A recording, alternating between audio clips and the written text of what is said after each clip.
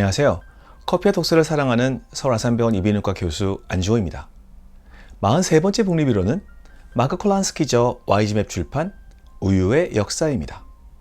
이 책은 1만 년 가까이 우리가 마셔왔지만 아직도 여전히 논란이 많은 음식인 우유에 대해서 방대한 지식과 정보를 정리해서 흥미진진하게 보여주는 책입니다. 우리 인간은 포유동물입니다. 말 그대로 어렸을 적 어미의 젖을 먹고 자라는 존재이죠. 그런데 다른 포유동물들과 달리 인간은 어른이 되어서도 여전히 우유를 먹는 존재입니다. 현재 우리는 주로 홀스타인 품종의 젖소에서 생산된 우유를 마시죠. 드물게 사냥류라고 해서 염소젖을 마시기도 합니다. 제가 초등학교와 중학교에 다닐 때만 해도 급식으로 우유를 마셨습니다.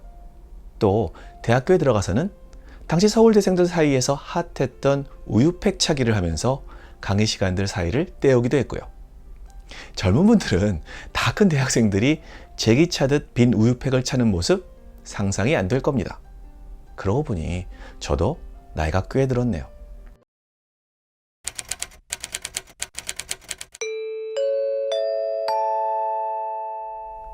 당연히 동물들마다 모유의 성분이 다르겠죠.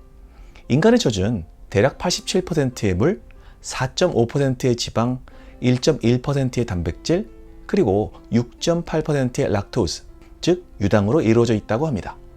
여기서 락토스는 글루코스와 갈락토스로 이루어진 이당류입니다. 사람의 모유에는 락토스의 함량이 다른 포유동물에 비해서 높다고 합니다. 한마디로 달다는 의미죠. 그래서 우리는 어릴 때부터 단맛을 좋아하는지도 모르겠습니다. 성경에도 약속의 땅인 가나안을 젖과 꿀이 흐르는 땅으로 표현했죠. 일반적으로 갓난아기일 때는 유당을 분해하는 효소인 락타제가 충분해서 문제가 없다가 성인이 되면서 락타제가 없어지는 유당불내증으로 변한다고 합니다. 그래서 아직도 어르신 중에는 우유를 드시면 속이 불편하거나 설사 등 불편한 증상이 나타날 수 있죠. 그렇지만 점차 우유의 보급률이 높아지면서 현재 초등학생의 유당불내증의 빈도는 성인이 75%인 데 비해 25% 미만으로 낮아졌다고 합니다. 그렇다면 우리가 마시기에 우리의 모유와 가장 유사한 성분으로 이루어진 것은 무엇일까요?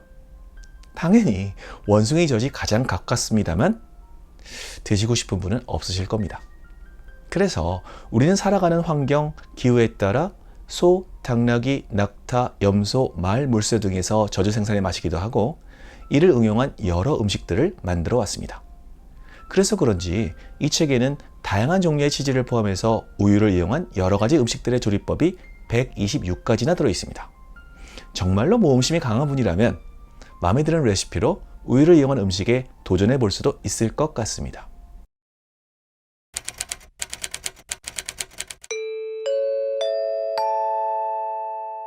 인류가 최초로 우유 생산을 위해 소를 키웠다는 기록은 기원전 4,500여 년 전인 수메르 문화 때부터였다고 합니다. 우리나라는 어땠을까요? 놀랍게도 삼국시대부터 이미 우유를 마셔왔습니다. 1285년경 이른의 삼국유사에 농축유 제품을 의미하는 락이란 말이 처음 등장합니다. 그 후 고려시대와 조선시대에는 왕실과 귀족들만 우유를 마실 수 있었는데 이렇게 귀한 우유가 1902년 본격적으로 젖소 사육을 시작하면서 일반화되기 시작한 것이죠. 그러고 보니 우유는 임금이 마시던 음료였네요. 이 책에는 우유에 관한 흥미로운 역사적 사실도 소개되는데 최초의 얼음 과자는 로마의 네로 황제가 산에 눈을 가져오기 위해서 과일즙과 향료를 섞어 먹었다고 합니다. 우유를 이용한 최초의 아이스크림 역시 이탈리아에서 등장했다고 알려져 있죠. 그래서 그런지 로마의 스페인 계단에서 젤라또를 처음 맛보던 영화 로마의 휴일에 나오던 오드리 헵번의 모습이 아직도 잊혀지지 않는 것 같습니다. 미국이 2차 세계대전을 승리로 이끈 원인들 중 하나로 소개된 아이스크림선을 아시는지요? 콰르츠호라는 아이스크림 생산 전용 바지선은 이동을 위한 동력 장치도 없이 다른 선박에 의해서 이동을 하는 콘크리트 배로 오로지 아이스크림 생산을 위한 배였습니다. 미국은 12척의 콰르츠호를 운영하여 태평양 전선의 해군 장병들의 사기 진작을 위해 아이스크림을 공급했다고 하죠.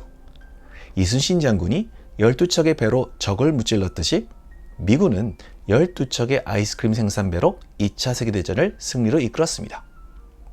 쿠바는 아열대 기후로 일반적으로 홀스타인 등의 젖소가 편하게 사육될 수 없는 환경입니다.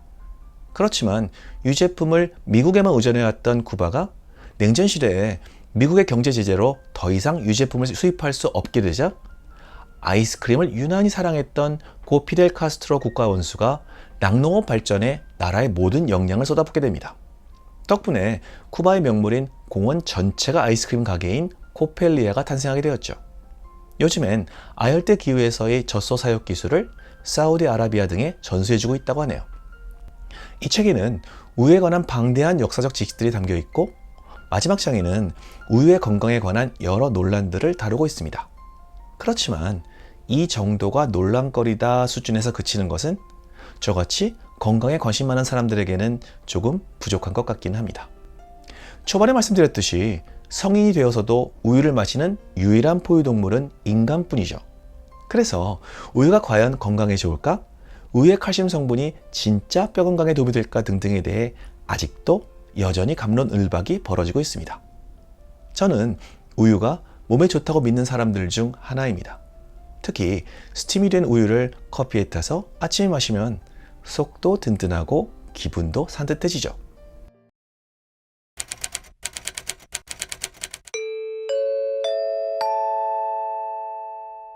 우리나라에서 우유에 관한 논쟁을 들면 원유의 살균 방식에 대한 것입니다. 1987년 파스테르 유업의 창립자인 고 최명재 회장님이 기존의 고온 살균 요법이 아닌 루이 파스테르가 개발한 저온 살균 요법으로 생산된 우유를 우리나라에 처음으로 소개하면서 기존 우유 회사들과 벌인 설전을 제 또래 이상은 기억하실 것입니다. 예전부터 우리나라의 우유 회사들은 130에서 135도 사이에서 2 내지 3초간 살균하는 초고온 살균 방식으로 우유를 살균했는데 원유 품질이 상대적으로 나쁜 경우, 즉 우유 1ml당 세균 3만 마리 미만을 사용하는 방식으로 가공비가 적게 들고 생산 효율이 높은 데다 유통기한이 긴 장점이 있는 반면 가열하는 동안 단백질과 칼슘의 변성으로 체내 흡수율이 낮아집니다. 반면 저온 살균 방식은 63에서 65도 사이에서 30분간 1.5km의 긴 관을 지나면서 균을 제거하는데 칼슘과 단백질의 변형이 거의 없고 유산균이 살아있어서 장내 칼슘 흡수를 높여주는 역할을 하며 생우유에 가장 가까운 맛을 내줍니다. 반면 1ml당 세균 8,000마리 미만의 고급 원유를 사용해야 하고 고가의 설비를 갖춰야 하므로 많은 비용과 노력이 필요합니다. 유통기한도 초고온 살균 방식에 비해서 상대적으로 짧습니다. 가격은 저온 살균 방식으로 생산된 우유가 당연히 비싸겠지만 제 개인적인 생각으로는 우유의 영양 그대로를 섭취하기 원한다면 그리고 원유의 품질을 생각한다면 저온 살균 방식의 우유가 더 낫다고 생각합니다. 그렇다고 1ml당 세균 3만 마리 미만의 우유가 나쁜 품질이란 것은 아닙니다. 우리나라 식품의약품안전처에서는 원유 1ml당 세균수가 3만 마리 미만이면 1A 등급으로 표기하도록 되어 있습니다. 현재도 유광 업체에서는 좋은 영양소만 남기고 몸에 해로운 물질을 제거하기 위한 최선의 방법을 찾기 위해 노력하고 있습니다. 건강을 위해 유기농 우유를 드시는 분들 많으시죠? 어떤 우유를 유기농 우유라고 할까요? 국립농산물품질관리원의 유기축산물 기준을 통과해야 하는데 유기농 우유를 얻는 젖소는 농약을 치지 않은 유기농 사료를 먹고 무항생제로 키워야 하며 일반 젖소와 달리 한 마리당 916제곱미터 이상의 초지 면적과 34.6제곱미터 이상의 젖소용 운동장을 갖춰야 하는 등 80여 가지 기준을 지켜야 한다고 합니다. 유기농 우유가 비쌀만 하네요.